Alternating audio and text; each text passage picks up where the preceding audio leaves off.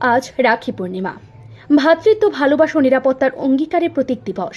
এই দিনটিকে স্মরণীয় করে রাখতে আগরতলা পৌর নিগমের 14 নং ওয়ার্ডে দুর্গা চৌমুহন এলাকায় এক অনন্য আয়োজনের মাধ্যমেই পালিত হল রাখি বন্ধন উৎসব।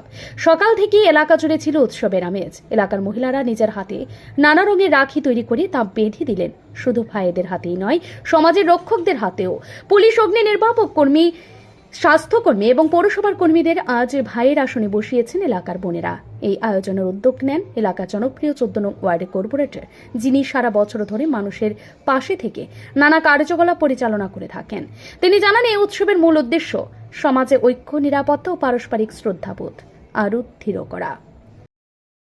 ভারতবর্ষের অনেক নাগরিক ফুল নিয়ে হাজির হয়েছিলেন, কিন্তু তখন যদি আমাদের দেশাত্মবোধ এবং আমাদের সকলের মধ্যে একতা বোধ থাকতো, তাহলে ওই যতজন এই পুলিশরা ছিলেন, ইংরেজ পুলিশরা ছিলেন, তাদেরকে ইট ছুড়ে দিয়ে আমাদের ভারতবর্ষ থেকে বিতাড়িত করা যেত।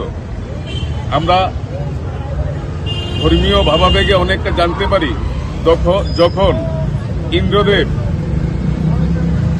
তারা তাদের আসক্তিতে ভুগছিলেন, তখন দানবরা তাদের বুদ্ধি কম থাকা সত্ত্বেও তারা একত্রিত ছিল। এই দানবরা আমাদের দেবতাদের, এই দেবরাজ ইন্দ্রসহ এই দেবতাদের সিংহাসনচ্যুত করেছিলেন এবং দেবকুল থেকে তাদেরকে বিতাড়িত করেছিলেন।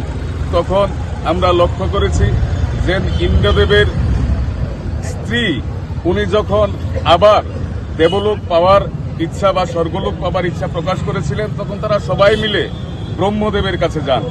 তখন ব্রহ্মদেব ওনাদের হাতে কিছু সুতা তুলে দেন। এই সুতার মাধ্যমে এই একাত্মীকরণ, এবং ওনারা বোঝাতে চেষ্টা করেছিলেন ওই রমণীদের, দেবতাদের রমণীদের, তোমরা সবাই দেবতাদের হাতে ওই সুতোগুলি বেঁধে দাও।